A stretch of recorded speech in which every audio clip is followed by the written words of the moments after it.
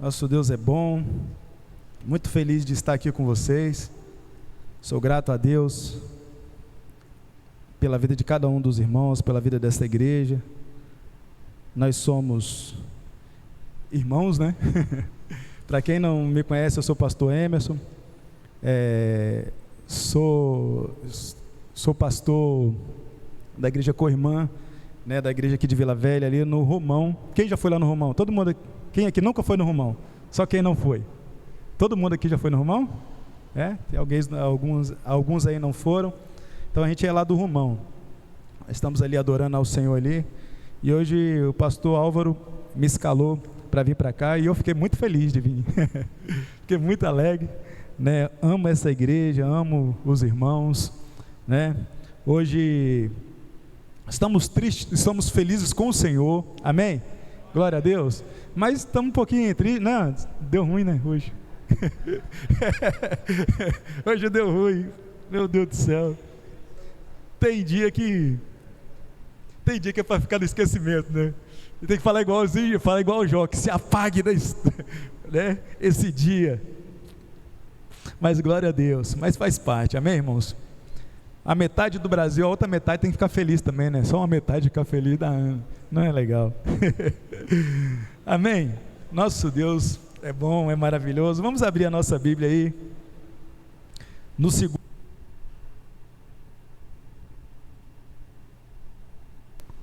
segundo livro de Samuel, capítulo 11, a partir do versículo 1. Nós vamos ler do versículo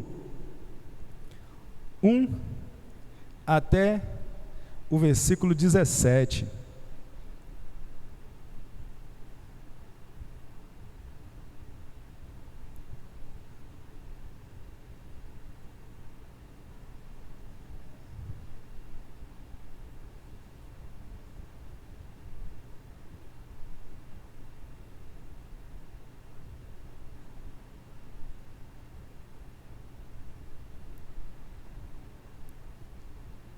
Segundo livro de Samuel, capítulo 11, a partir do versículo 1 até o versículo 17. Todo mundo achou aí?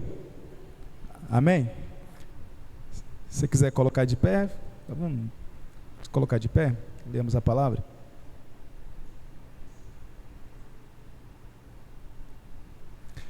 Diz assim a palavra do Senhor: decorrido um ano, no tempo em que os reis costumam sair para a guerra, Davi enviou Joabe, seus oficiais e todo o Israel. Eles destruíram os filhos de Amon e sitiaram a cidade de Rabá, mas Davi ficou em Jerusalém. Uma tarde, Davi se levantou do seu leito e andava passeando no terraço do palácio real. Dali viu uma mulher que estava tomando banho. Ela era muito bonita. Davi mandou perguntar quem era. Disseram-lhe: é Batseba, filha de Eliã e mulher de Urias, o heteu. Então Davi mandou mensageiros que a trouxessem. Ela veio e ele se deitou com ela. Ora, Batseba tinha acabado de se purificar da impureza da menstruação. Depois ela voltou para casa. A mulher concebeu e mandou dizer a Davi: estou grávida. Então Davi enviou mensageiros a Joabe dizendo: manda-me Urias o heteu. E Joabe mandou Urias a Davi. Quando Urias chegou, Davi perguntou como estava Joabe, como se achava o povo e como ia a guerra. Depois Davi disse a Urias: vá para casa e descanse. Urias saiu do palácio real e logo saiu atrás dele um presente do rei. Porém Urias dormiu junto ao portão do palácio, com todos os servos do seu senhor, e não foi para casa. Relataram isso a Davi dizendo: Urias não foi para casa. Então Davi disse a Urias: você não vem de uma viagem? Por que não foi para casa? Urias lhe respondeu: a arca, Israel e Judá ficam em tendas. Joabe, meu senhor, e os servos do meu senhor estão acampados ao ar livre. Como poderia eu ir para casa, comer e beber e me deitar com minha mulher? Juro pela vida do rei que não faria tal coisa. Então Davi disse a Urias: fique aqui ainda hoje, amanhã eu o mandarei de volta. E Urias ficou em Jerusalém aquele dia e o seguinte, Davi convidou-o para comer e beber com ele, e o embebedou. À tarde, Urias saiu e foi deitar-se no seu leito, na companhia dos servos do seu senhor. Ele não foi para casa. Pela manhã, Davi escreveu uma carta a Joabe e a mandou por Urias. Na carta escreveu o seguinte: ponha Urias na linha de frente, onde o combate for mais extenso. Depois deixe-no sozinho, para que seja ferido e morra. Tendo sitiada a cidade, Joabe pôs Urias no lugar onde sabia que estavam homens valentes. Os homens da cidade saíram e lutaram contra Joabe. Alguns dos oficiais de Davi foram mortos, e morreu também Urias o heteu. Amém? Glória a Deus. Senhor, fala no nosso coração. Nós precisamos ouvir a tua voz, ó Deus.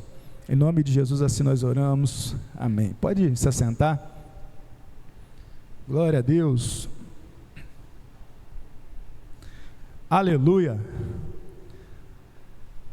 O apóstolo Paulo, ele escrevendo a sua segunda carta a Timóteo, no capítulo 3, versículo 16 e 17, ele disse o seguinte: toda a escritura, ela é inspirada por Deus, e é útil para o ensino, para a repreensão, para a correção, para a educação na justiça, a fim de que o servo de Deus seja perfeito e perfeitamente habilitado para toda boa obra.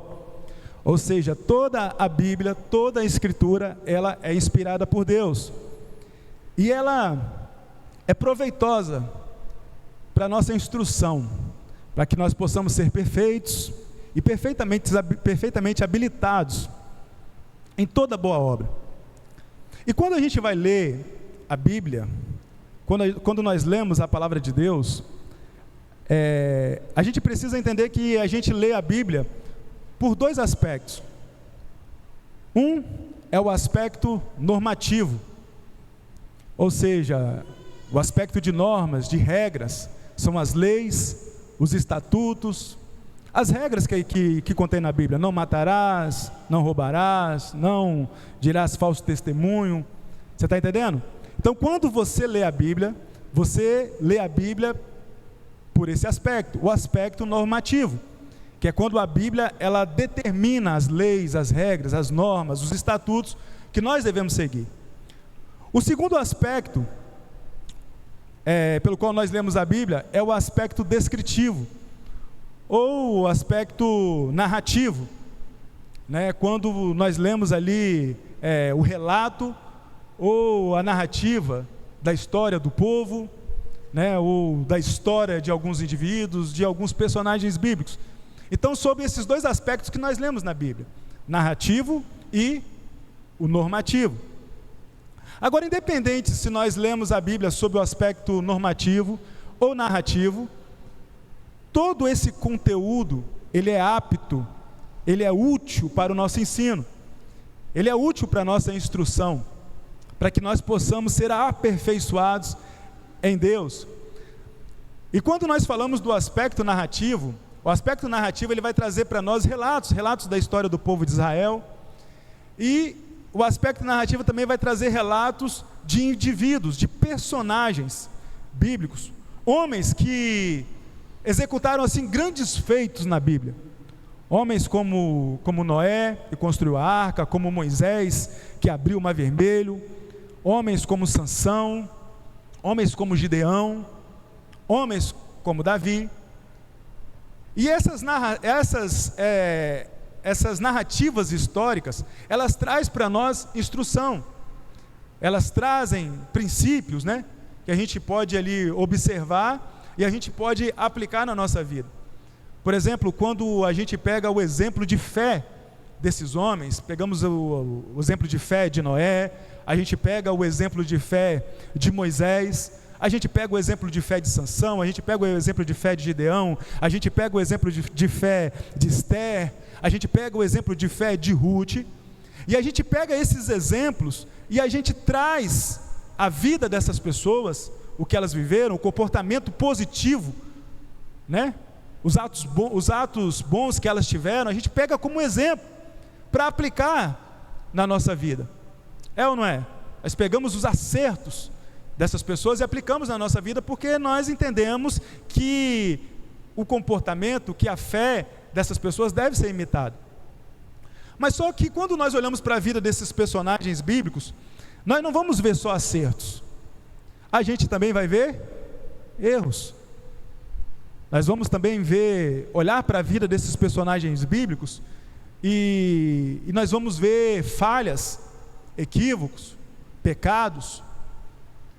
E quando a gente olha para a vida dessas pessoas e vê que elas falharam, e a gente vê que essas pessoas erraram, a gente de repente pode até falar bem assim: não, isso aqui não serve para a minha vida. O que serve para a minha vida é o bom exemplo.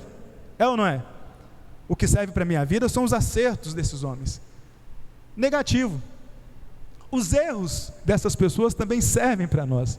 Porque o texto que nós acabamos de ler diz assim que toda a Escritura ela é inspirada por Deus.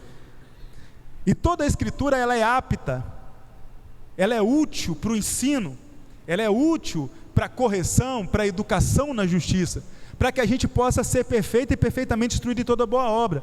Ou seja, quando nós olhamos para a falha, quando nós olhamos para os erros, quando nós olhamos para os pecados desses homens, desses valentes da Bíblia, nós também aprendemos. Nós também podemos aprender com os erros dos outros. E aí você fala assim: mas pastor, como é que eu posso aprender com o erro de alguém?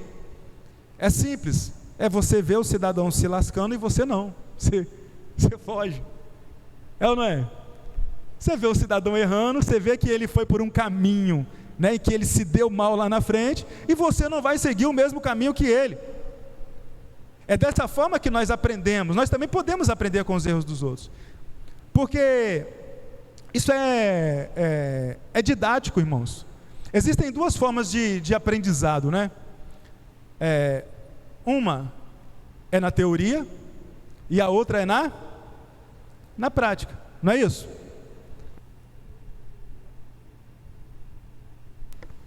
E nós aprendemos na prática. Por exemplo, para você tocar aqui um instrumento, qualquer desse aqui, você precisa da teoria e você também precisa da prática, para você saber o que você está, para você saber o que você está fazendo, para você saber o que você está executando. Existem várias coisas na vida. Para você trabalhar, para você ser um técnico em determinada área, você precisa aprender tanto a teoria, como você também precisa da prática. Só que existem lições na vida que a gente não precisa aprender na prática. É muito melhor aprender como? Na teoria. E uma forma teórica de aprendizado é você aprender com os erros dos outros. Sabia disso? Existem coisas que você não quer. Olha só, existem situações na vida que você não vai querer aprender na prática.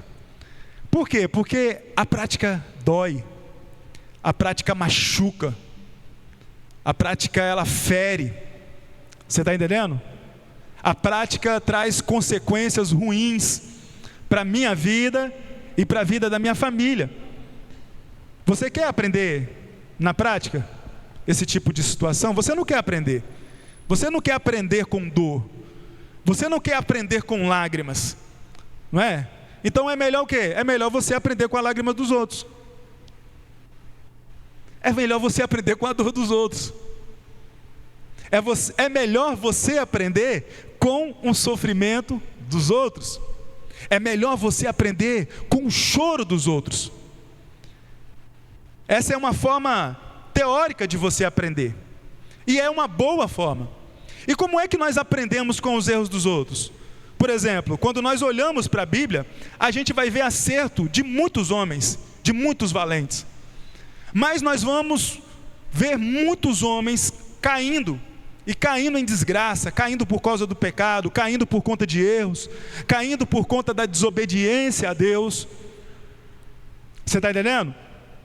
Então, uma forma de aprender é olhar para essas pessoas, é olhar para a queda delas, é olhar para aquilo que levou essas pessoas a pecar, a sofrerem consequências, a sofrer juízo na mão de Deus. É olhar para isso e não praticar os mesmos erros, e não ir pelos mesmos caminhos.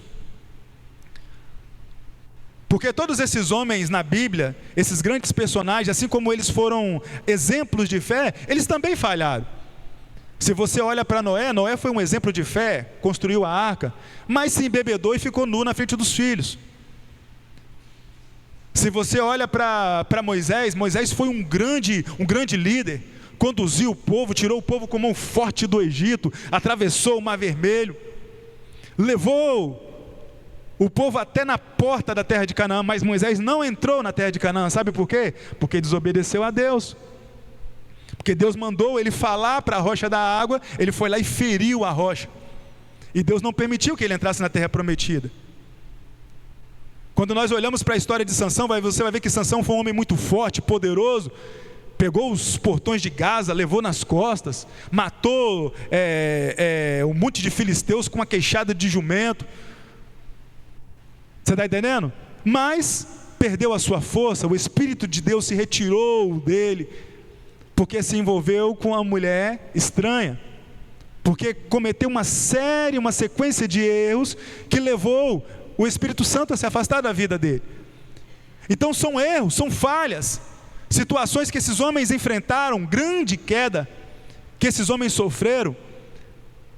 E uma forma de nós aprendermos é nós olharmos para a vida desses homens. E hoje eu escolhi um aqui. Escolhi um personagem aqui para a gente poder olhar para a vida dele e não ir pelo mesmo caminho. E esse personagem é Davi. Então mudar é o quê? Mudar é aprender com os erros dos outros. Porque às vezes a gente vai se dando mal na vida, né? A gente vai sofrendo consequências, a gente vai errando, falhando, as coisas não vão dando certo, a gente se machuca ali, a gente se quebra ali, a gente chora ali, a gente passa uma situação difícil ali. Por quê? Porque nós fazemos escolhas baseadas no nosso próprio entendimento, nos nossos desejos. A gente não age com sabedoria. E chega uma hora que a gente pensa assim: poxa, o que eu faço para poder parar de quebrar a cara? O que eu faço para poder parar de se dar mal? O que eu faço para parar de sofrer, de chorar? Começa a aprender na teoria, ao invés de tentar aprender na prática. Ou seja, olha para o erro dos outros e tenta não imitar, e tenta não ir pelo mesmo caminho. E aí nós olhamos para a vida aqui de Davi.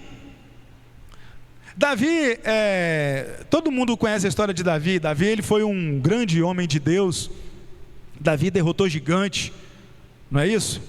Davi matou um urso, um leão com as próprias mãos para poder livrar as ovelhas do seu pai. Davi, ele foi um grande rei em Israel. A casa, o trono de Davi, a promessa sobre o trono de Davi, né, que nunca faltaria rei. Jesus Cristo veio da linhagem, né, de Davi. Mas Davi, irmãos, ele sofreu uma grande queda na vida. Davi, ele passou por um problema muito difícil. Davi, ele adulterou, e Davi, ele assassinou. E por conta disso, consequências, né, pesadas veio sobre a vida de Davi e também veio sobre a família de Davi. E aí quando nós olhamos para Davi, a gente aprende com a vida de Davi. Aprende a não cometer os erros que ele cometeu, que levou ele a essa situação. Por exemplo, erros que Davi cometeu, né, que a gente pode aprender não fazendo a mesma coisa. Primeiro, acomodação que levou ele à vulnerabilidade. Esse foi o primeiro erro de Davi. Lá no segundo livro de Samuel, no capítulo 11, versículo 1 que nós acabamos de ler, diz assim, ó: decorrido um ano, no tempo em que os reis costumavam sair para a guerra, Davi enviou Joabe, seus oficiais e todo Israel. Eles destruíram os filhos de Amon e sitiaram a cidade de Rabá, mas Davi ficou em Jerusalém. Acomodação que levou à vulnerabilidade. A Bíblia fala aqui que havia um tempo em que os reis iam para a guerra. Havia um tempo, um ano, em que os reis iam para a guerra, que os reis lideravam as campanhas de guerra. E você sabe, todo mundo sabe aqui que Davi, ele era um homem de guerra, não era? Davi era um homem de batalha, Davi não fugia à batalha, era experiente. Fala o que tinha guerra, Davi estava junto. Você está entendendo? E Davi, irmãos, ele jamais, se você for ler a história de Davi desde o início, desde o momento em que ele que ele se tornou, que ele foi ungido rei, né, por Samuel, você vai ver que Davi, ele jamais deixaria o povo ir para uma guerra, deixaria os seus soldados ir para uma guerra, e ele ficaria no seu palácio descansando. Davi não faria isso nunca. Muito pelo contrário, Davi era muito incomodado com essas coisas, tanto que quando o gigante, o Golias, veio afrontar o exército de Israel, Davi foi o primeiro que se dispôs. Ele disse o seguinte: olha, quem é esse incircunciso filisteu que vem aqui para poder afrontar o exército do Deus vivo? E ele se dispõe a lutar com o gigante. Então Davi não era um homem que fugia de guerra. Davi, ele jamais fugiria de batalha.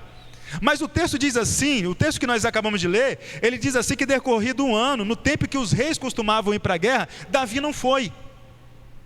Davi, ele ficou no seu palácio, ele ficou em Jerusalém, enquanto todo o povo foi para a guerra, enquanto o exército foi para a guerra. Ou seja, por que Davi ele fez isso? Acomodação. Davi, ele simplesmente se acomodou. Se você for ver, Davi, ele sempre estava envolvido em batalha, em guerra. Era pessoas perseguindo ele para poder matar, eram pessoas tentando trair, pessoas que traíram ele, eram situações em que ele estava ali tentando assumir a posição a qual Deus tinha colocado, que tinha ungido ele como rei. Davi, ele foi rei primeiro sobre uma tribo, depois, com muita dificuldade, as outras 11 tribos se uniram, né, e consagraram e ungiram Davi como rei. E Davi, ele passou por muitas situações. Só que Deus, chegou uma hora que o Senhor falou com Davi o seguinte: Davi, eu vou dar descanso para você de guerra. Deus falou que daria descanso para Davi. E Davi chegou um determinado momento, irmãos, assim, que o reino estava tranquilo. Davi agora estava reinando sobre as 12 tribos de Israel. As batalhas, as guerras que tinham estavam controladas. Ele tinha uma batalha aqui e ali, mas nada que fugisse assim ao seu controle.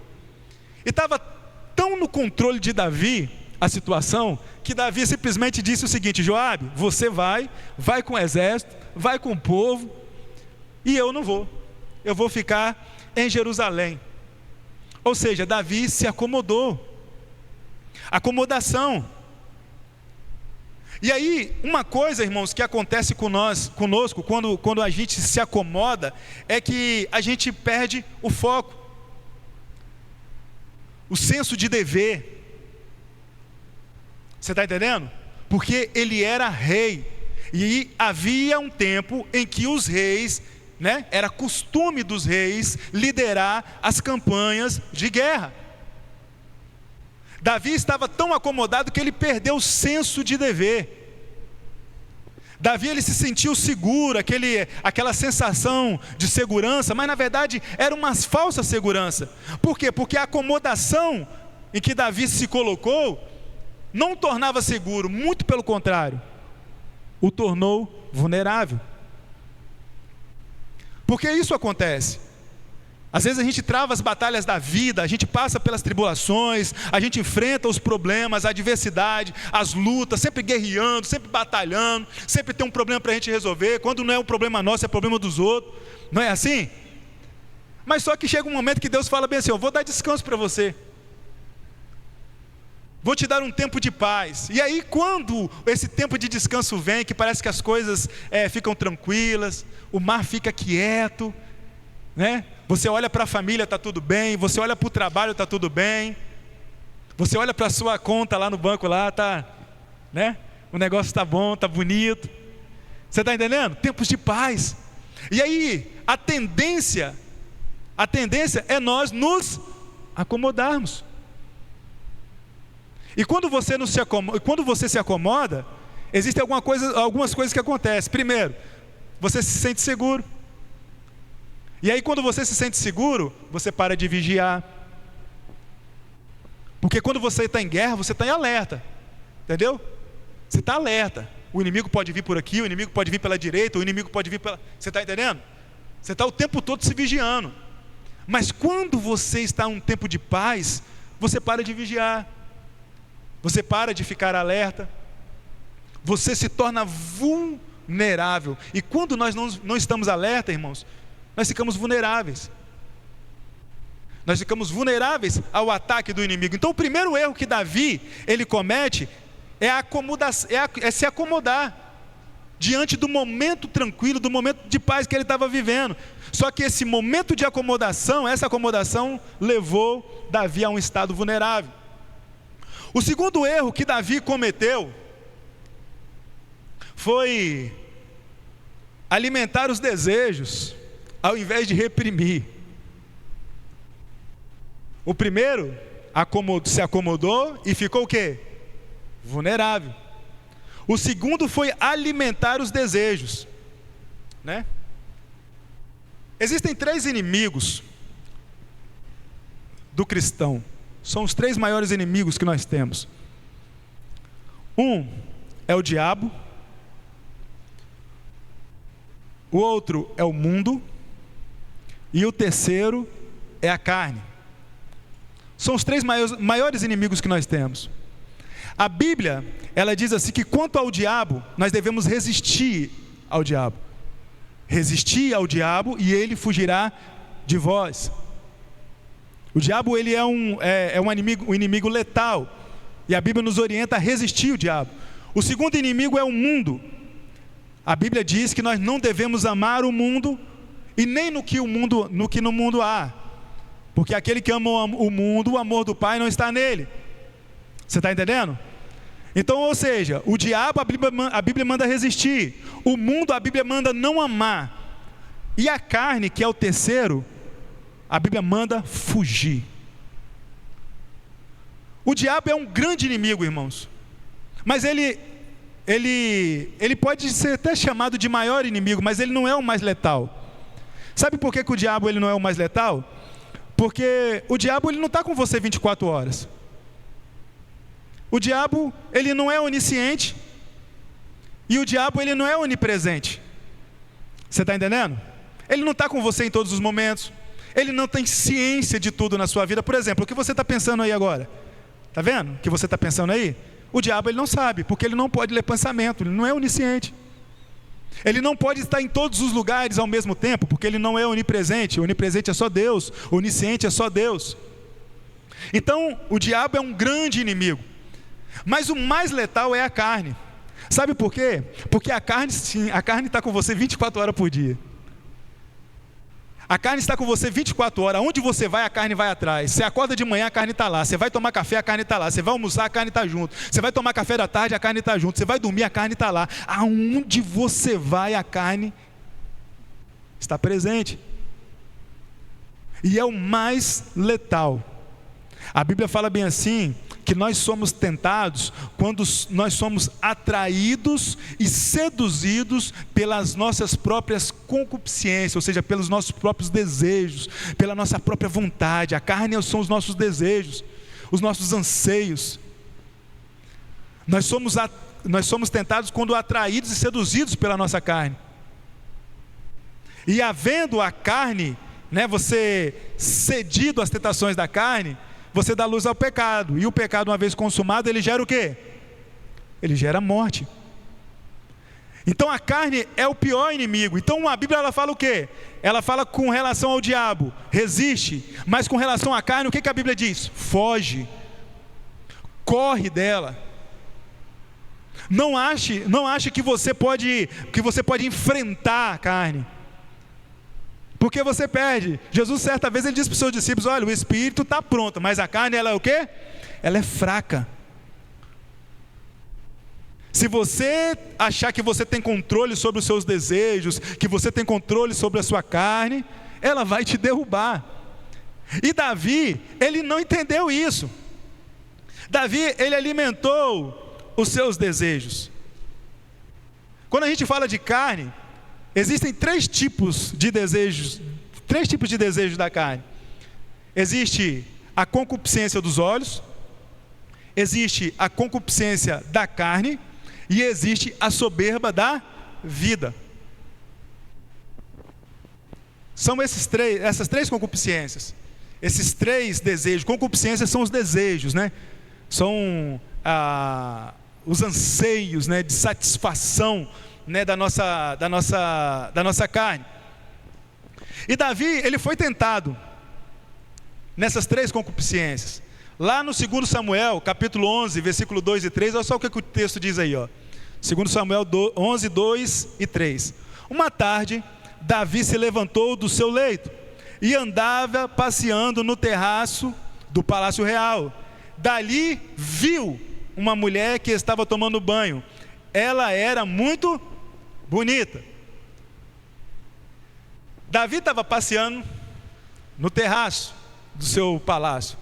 De repente, Davi, tranquilão, Maico, de boa ali, né, com as vestes reais, eu acho que o pijama real, né, com o seu pijama real, tinha acabado de se levantar, passando, daqui a pouco ele olha, uma mulher tomando banho, concupiscência dos olhos. A mulher era bonita, ou seja, Davi se sentiu atraído ao ver aquela mulher bonita tomando banho. O certo era ele passar, né? Um varão crente, né? Ele passa, tá tranquilo, daqui a pouco ele olha e vê a mulher tomando, misericórdia. e voltar para dentro do quarto, dentro do palácio. Não é o certo fazer isso? Era ou não era? Se Davi tivesse feito isso daí, Davi, poxa, iria mostrar que ele não estava vulnerável. Mas a Bíblia diz assim que Davi estava passando no terraço do palácio, de repente ele olha, vê a mulher se banhando. Você está doido? que murelhão. Você está entendendo? Ao invés de correr, o que Davi fez? Continua admirando. Concupiscência dos olhos. Viu que a mulher estava tomando banho, viu que a mulher era bonita, se sentiu atraído pela mulher. Ele não venceu a concupiscência dos olhos, porque ele continuou olhando, continuou admirando. E ceder à concupiscência dos olhos leva Davi a ceder a outra concupiscência. Olha só o que o texto diz. Davi mandou perguntar quem era. Se interessou pela mulher. E aí olha o seu texto continua dizendo. Disseram-lhe, é Betseba, filha de Eliã, mulher de Urias do Eteu. Versículo 4. Então Davi mandou mensageiros que a trouxessem. Concupiscência da carne. Davi primeiro olhou, admirou, depois ele a desejou. Ele desejou aquela mulher. E aí veio a terceira. Davi mandou mensageiros que a trouxessem, ela veio e ele se deitou com ela. Soberba da vida. Ou seja, concupiscência dos olhos, ele admirou, concupiscência da carne, ele trouxe a mulher, ele desejou a mulher, soberba da vida, ele se deitou com a mulher. Por que soberba da vida? O que é soberba? Soberba é quando você coloca os seus anseios e os seus desejos acima de tudo e acima de qualquer coisa. Davi naquele momento, ele não mediu as consequências. Ele não mediu o tamanho do erro que ele estava cometendo. A única coisa que ele queria fazer era satisfazer o seu desejo. E para isso ele passou por cima de tudo. Você é rei, não pode. Ele não quer saber, eu quero. Ela é casada, rei, eu não quero saber, eu quero. Não pode, rei, eu quero. Você está entendendo?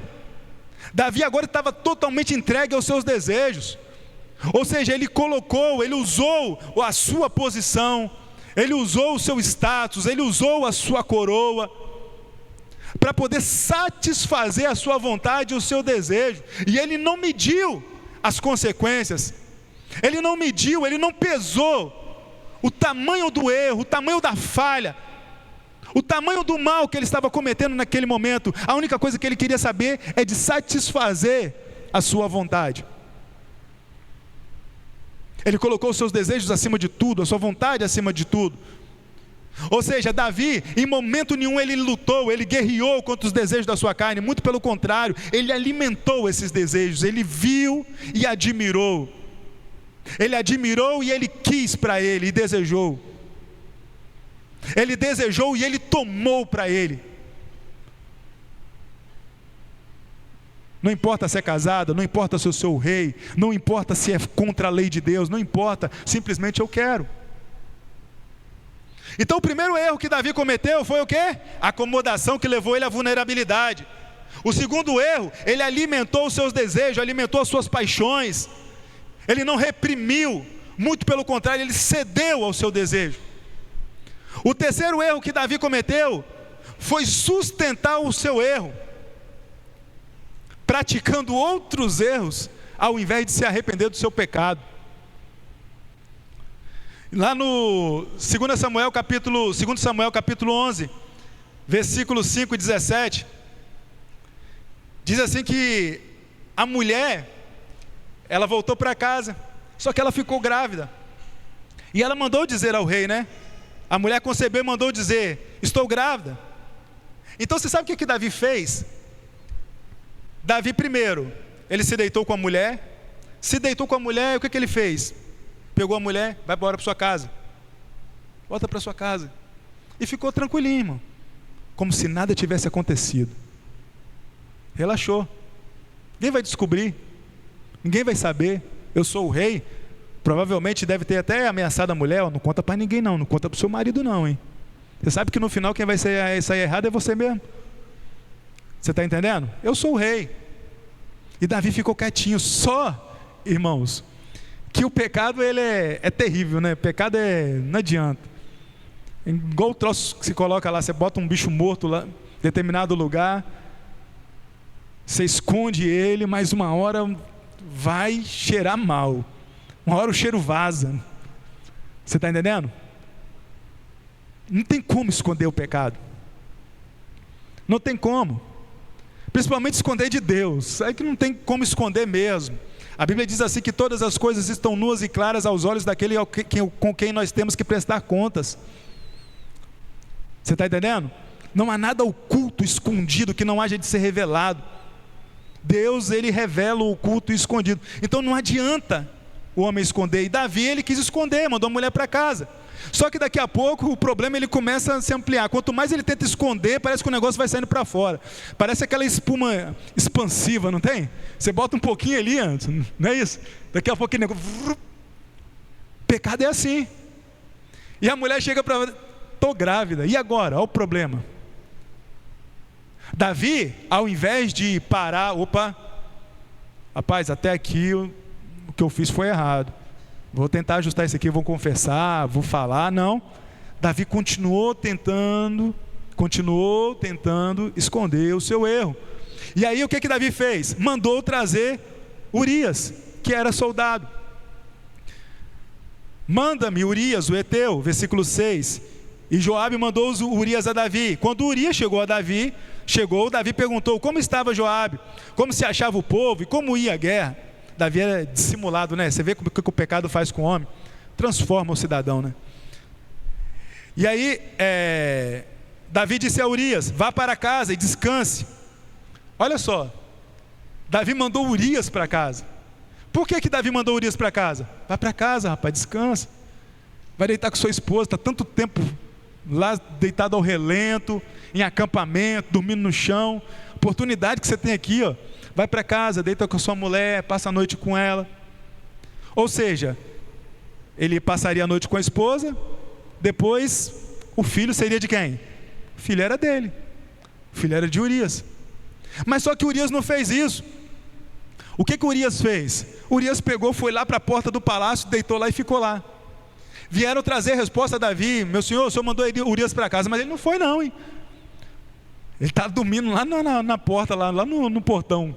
Manda trazer ele aqui. Daqui a pouco Urias chega, Davi fala assim: rapaz, não mandei você ir para casa para deitar com a sua mulher, para dormir com a sua mulher e tal. Urias chegou para ele e falou assim: meu rei, Joabe, o povo, eles estão em tendas, a arca do Senhor está em tenda, o povo está lá na guerra, lá dormindo no chão relento. Eu jamais, juro pela vida do rei, que eu jamais vou fazer um negócio desse. Vou ir para casa enquanto meu povo está na guerra. E aí Davi então falou com ele, falou assim: ó, então tá bom, amanhã eu vou te mandar embora. Só que Davi pegou ele e chamou ele para jantar, né?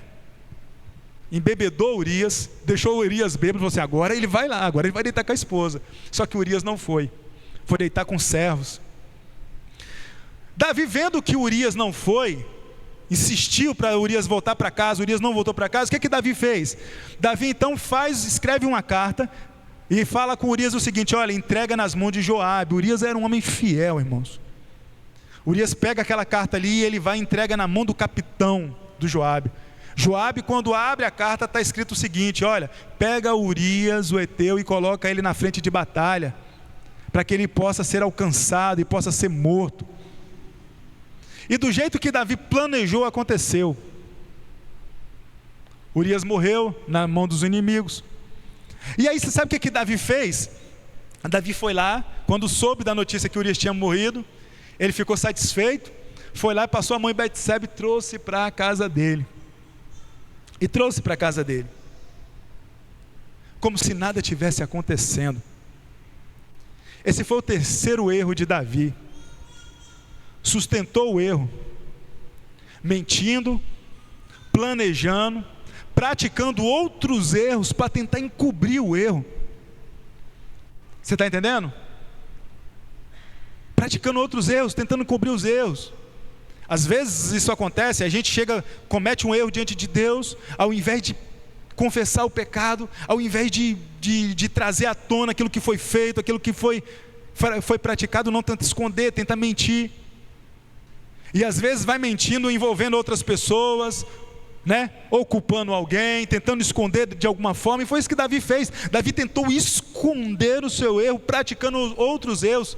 Ou seja, depois o próprio Davi escreve no dos Salmos, ele fala assim que um abismo, ele puxa outro abismo, porque ele tinha experiência disso. Porque quanto mais ele tentava esconder o seu erro, mais ele pecava. Agora, além de ser um adúltero, sabe o que Davi era? Ele era um adúltero e um assassino. Ele adulterou e matou Urias pelas mãos dos filhos de Amon. E achou que dessa forma ele estava escondendo de Deus, mas Deus tudo vê. Os olhos do Senhor estão como chamas de fogo, contemplando os bons e os maus. A Bíblia fala bem assim, que nós não devemos julgar nada antes do tempo, até a manifestação do nosso Senhor e Salvador Jesus Cristo, que trará à luz as coisas ocultas nas trevas, e manifestará todo o propósito do coração, e aí cada um de nós receberemos de Deus a recompensa. Você está entendendo? Um dia Deus ele trará à luz as coisas ocultas nas trevas, Ele vai manifestar todo o propósito do coração, e nós receberemos de Deus aquilo, a recompensa do que tivermos feito. Então nós não devemos achar jamais, assim como achou Davi, que aquilo que nós fazemos está escondido. Não existe plano bem sucedido diante de Deus quando se fala em ocultar o erro. Deus ele vê tudo. Deus ele vê tudo. E Davi foi escondendo, mentindo, escondendo, mentindo, escondendo. Mas a Bíblia fala bem assim que lá no segundo livro de Samuel, no capítulo 11, versículo 26 e 27, diz assim, quando a mulher de Urias soube que o seu marido era morto, ela chorou por ele. Passado o luto, Davi mandou buscá-la e a trouxe para o palácio. Ela se tornou sua mulher e lhe deu um filho. Porém, isso que Davi tinha feito pareceu mal aos olhos do Senhor. Davi adulterou, achou que ninguém estava vendo, Deus estava vendo. Davi colocou Urias na frente de batalha para poder morrer, achou que ninguém estava vendo, mas Deus estava vendo. Olha só o que o texto diz: isso que Davi tinha feito pareceu mal aos olhos do Senhor. Deus estava vendo tudo. E o outro erro que Davi agora comete, sabe qual? Ele deixou que... Davi cometeu um erro grave. Ele cometeu vários erros, né? Ele se acomodou, se tornou vulnerável, alimentou os seus desejos, suas concupiscências, a ponto de pecar terrivelmente contra Deus. Sustentou o seu erro, mentindo e praticando outros erros, né? E continuou levando a situação em oculto, deixando que Deus o chamasse a juízo. Ele deixou que Deus o procurasse para poder tratar com ele. Isso, irmãos, é algo assim que nós aprendemos com Davi, e que a gente não deve nunca deixar isso acontecer conosco. Se pecou, confessa. Se fez, admite. Se errou, confessa que errou. Não deixa Deus chamar para tratar, não. Porque quando Deus chama para tratar, aí a coisa, vamos dizer assim, a coisa fica mais complicada. É igual, por exemplo, acho que no mundo jurídico, lá no Código Penal, assim, o Maico está ali, o Maico é advogado. Se eu estiver errado, Maico, você pode me corrigir. Quando uma pessoa ela comete o crime, se ela confessa o crime, ela tem a sua pena atenuada, não é, Maico? Não é isso? Se ela confessa só parte, ainda ela recebe o benefício ainda, mas se ela confessar tudo ali com detalhes, ela vai ser condenada assim, mas ela tem a sua pena atenuada. Na Bíblia a mesma coisa, irmão. Na Bíblia a mesma coisa. A palavra do Senhor diz assim lá em Provérbios 28, 13, diz assim, ó: o que encobre as suas transgressões não prosperará, mas o que confessa e deixa, alcança misericórdia. Você está entendendo? Pena atenuada. Se você encobre as transgressões, assim como fez Davi, se você tenta esconder o pecado como fez Davi, não há prosperidade. O homem não prospera. Mas aquele que confessa e deixa, ele alcança misericórdia. Mas só que o que Davi fez? Davi não confessou o seu pecado. Davi tentou encobrir a sua transgressão. E aí, quando ele tenta encobrir a sua transgressão, Deus vai dando tempo para ele, e nada de Davi admitir o seu erro. Chega uma hora que Deus vai ao encontro dele, para tratar com ele, para chamá-lo ao juízo. Lá em 2 Samuel, capítulo 12, a partir do versículo 1 ali, o profeta Natan chega para Davi. E ele conta uma história para Davi, todo mundo conhece. Ele chega assim: rei, quero te contar uma história. Havia um homem muito rico. Esse homem tinha gado, esse homem tinha ovelhas, né? Esse homem tinha muitos animais. E um dia, ele recebeu um visitante na sua casa. Ele tinha um vizinho, e esse vizinho tinha comprado ali um carneirinho. Esse carneirinho era o pet da família ali, né? Era o animal de estimação da família, né? Cresceu com as crianças, dormia na cama, comia junto e tal. E esse homem rico, para dar de comida para os visitantes, ele foi lá e tomou o carneirinho daquele homem que só tinha um. Davi, imediatamente indignado, falou bem assim: olha, digno de morte é o homem que fez tal coisa, pois ele vai ter que restituir 4 vezes mais. Antes de Davi terminar de falar, o profeta disse: esse homem és tu, ó rei. 2 Samuel 12, 7 a 12. Então Natan disse a Davi: esse homem é você. Assim diz o Senhor, o Deus de Israel: eu o ungi rei sobre Israel, e eu o livrei das mãos de Saul. Eu lhe dei a casa do seu senhor e as mulheres do seu senhor em seus braços. Também lhe dei a casa de Israel e de Judá. E se isso fosse pouco, eu teria acrescentado tais coisas. Por que então você desprezou a palavra do Senhor, fazendo o que era mal aos olhos dele? Com a espada você matou Urias o heteu. Você tomou por esposa a mulher dele, depois de o matar com a espada dos filhos de Amon. Agora, pois, a espada jamais se afastará da sua casa. Você está entendendo, irmão? Deus chamou Davi a juízo. Quando Davi disse: digno de morte é o homem que tomou a ovelhinha do outro, o profeta disse: esse homem é você, rapaz. Deus te deu o reino, Deus te livrou das mãos do seu inimigo, Deus te deu mulheres e concubinas, e se você achasse que era pouco, era só você pedir que Deus te dava mais. Mas você foi lá e tomou a mulher de Urias, se deitou com ela, adulterou com ela e matou Urias pela mão dos filhos de Amon. Deus revela, irmão. Deus, ele revela o profundo e o escondido, e Deus deixa claro. Deus não joga carapuça para cima para servir para ninguém, não. Você está entendendo?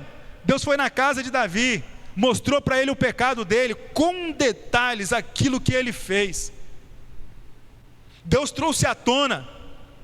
E agora, porque Davi escondeu o seu pecado, Porquanto ele fez tudo aquilo e ainda encobriu o seu erro, Deus traz uma sentença para a vida dele e para a casa dele: a espada jamais sairá da sua casa.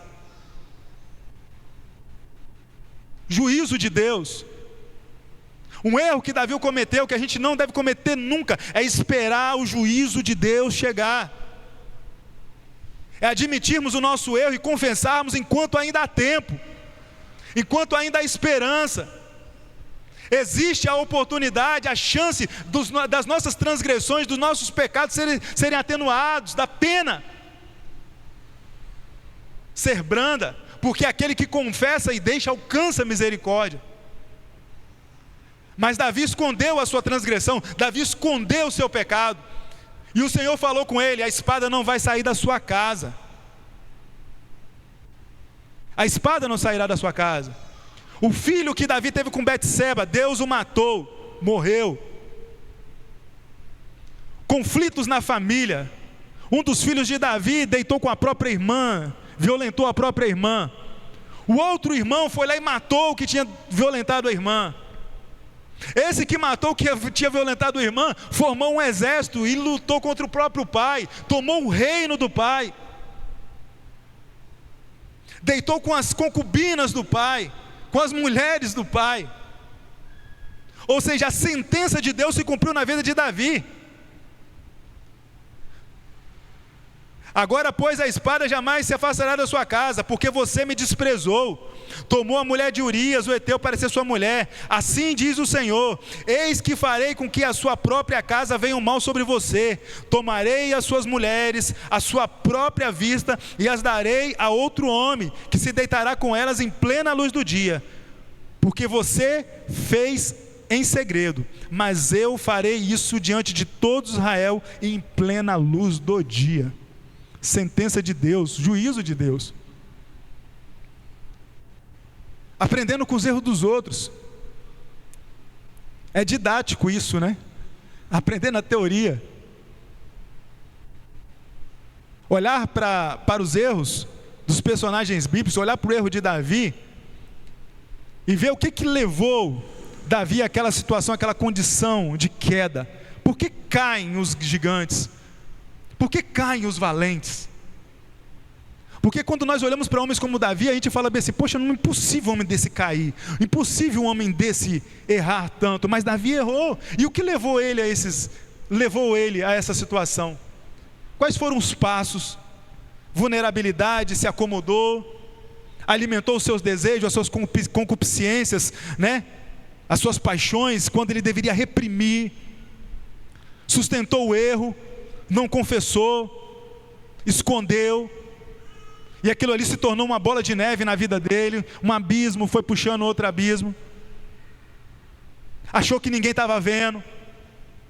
Ao invés de confessar o seu pecado, permitiu que Deus o chamasse à prestação de conta, permitiu que Deus o chamasse a juízo, e a sentença de Deus foi pesada sobre a vida de Davi, porque ele não reconheceu o mal que ele tinha feito. Nós aprendemos com os erros dos outros. Toda a escritura divinamente inspirada é proveitosa para a instrução, para redarguir, corrigir, para educar, para que nós possamos ser perfeitamente instruídos e habilitados para toda boa obra. Nós podemos olhar para Davi e aprender com o erro dele, aprender com os erros de Davi, aprender que se nós pecarmos, que se nós falharmos, nós não podemos esconder aquilo que fizemos. Conta para geral, irmão, conta para todo mundo. Você está entendendo? Fala mesmo, confessa para Deus o seu pecado, errou. A Bíblia fala bem assim, lá em João, na primeira carta de João, capítulo 1, versículo 8 e 9, diz assim: se dissermos que nós não temos pecado nenhum, nós enganamos a nós mesmos, e a verdade não está em nós. Você está entendendo? Quando nós pecamos e não admitimos o nosso pecado, nós estamos enganando a nós mesmos. Quando escondemos da igreja ou escondemos de Deus, nós achamos que estamos escondendo, nós estamos enganando a nós mesmos.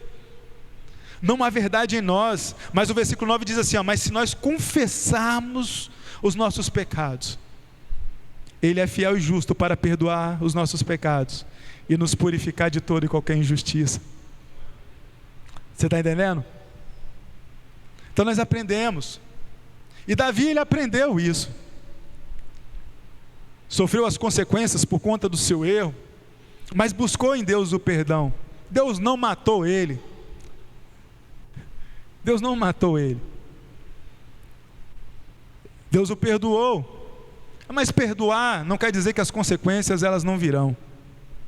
Mas as consequências elas podem ser atenuadas quando nós confessamos logo no início. Quando cortamos o mal pela raiz.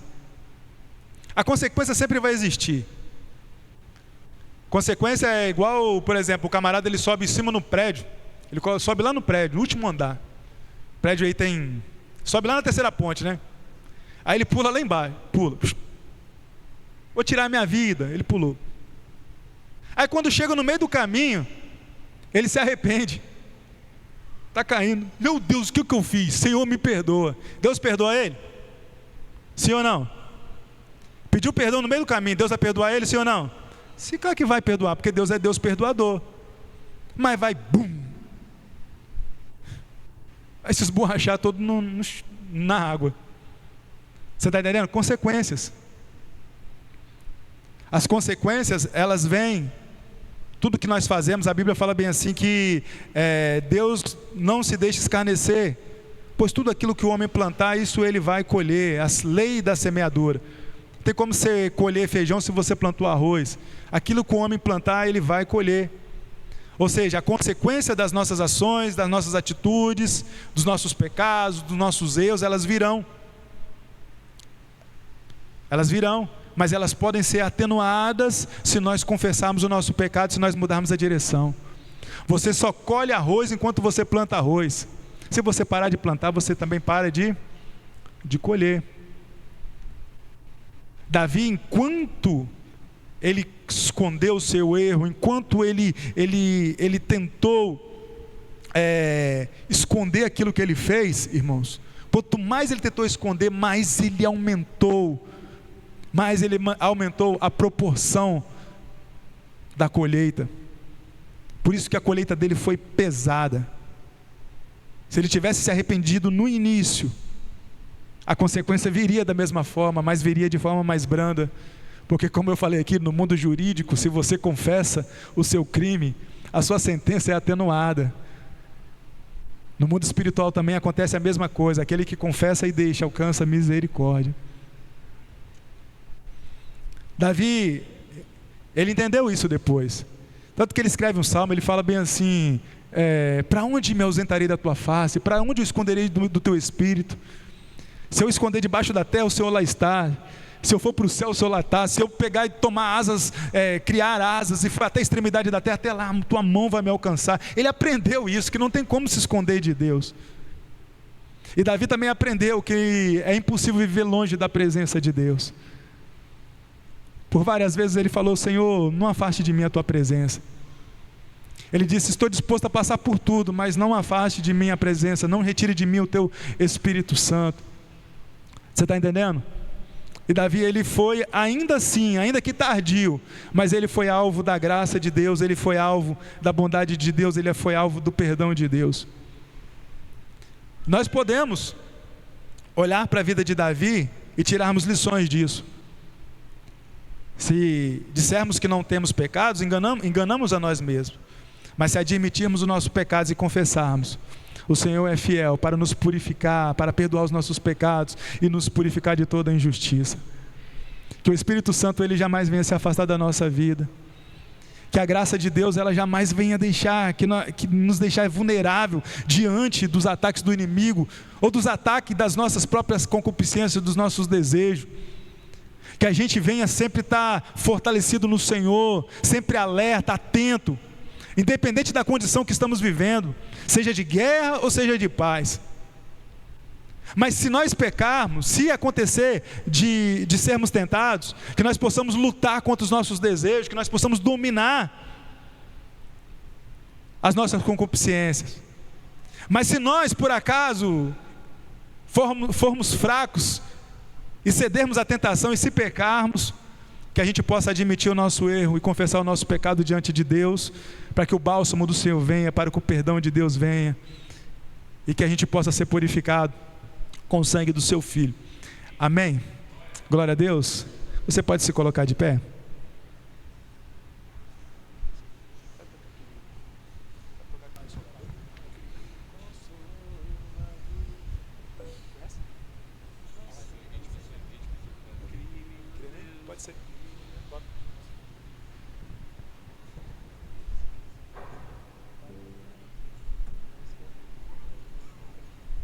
Glória a Deus.